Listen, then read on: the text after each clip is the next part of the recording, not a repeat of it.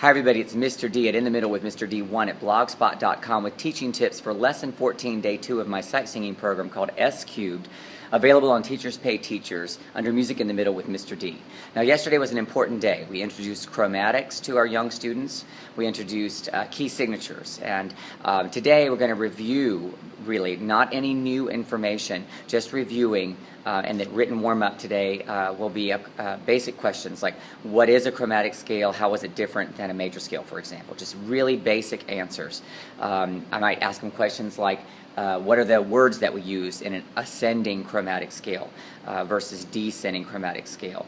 I'm going to ask, what are key signatures? Where are they and what information do they give you? These are the types of questions that we want to ask them. We are not going to go into any detail with 6th graders, for example, and I teach all 3 grades, but the 6th graders that are my beginners right now, they don't need anything else. We don't want to go into any details about what it is and what, flats, how many flats are in A flat major or anything like that. Just basic information so that we keep them engaged, we expose them to what a key signature is, but past that, nothing now. That will come much later. Then we're going to do a group rhythm exercise that reviews syncopa again. That's from lesson 13. So this is just review. We're going to do it in a much more difficult way. When you see it in the lesson, you'll see that it's more difficult. You're going to have to watch your accents because of the way I've made the lessons. Then we're going to go right into the forbidden pattern of the day, which is going to be Do, Di, Re. I'll probably review with them. Again, I'll have them do the signs with me, the hand signs really slowly and silently so they can feel those signs happen before we actually play the game in the same way that I did yesterday. And then I'm going to sing Do, Di, Re and have them sing it back to me, forbidden pattern. And then all of my patterns today will all be chromatic.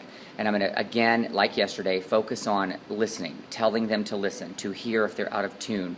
And then I'll probably sing a chromatic scale for them to tell them, this is what you're going to have to do in a few weeks. Just preparing them for the ultimate goal, which is to be able to sing an ascending chromatic scale and descending chromatic scale in tune. Great for ear training, helps you so much in that area, refining your students' ears. Then we'll immediately go into follow the hand with skips, which is a difficult transition too. Like when you go from Do to Mi, after singing all those chromatics, they sometimes can't find it. So it's good to kind of mix it up, I think, and review those skips right there. Then we'll go right into a scale.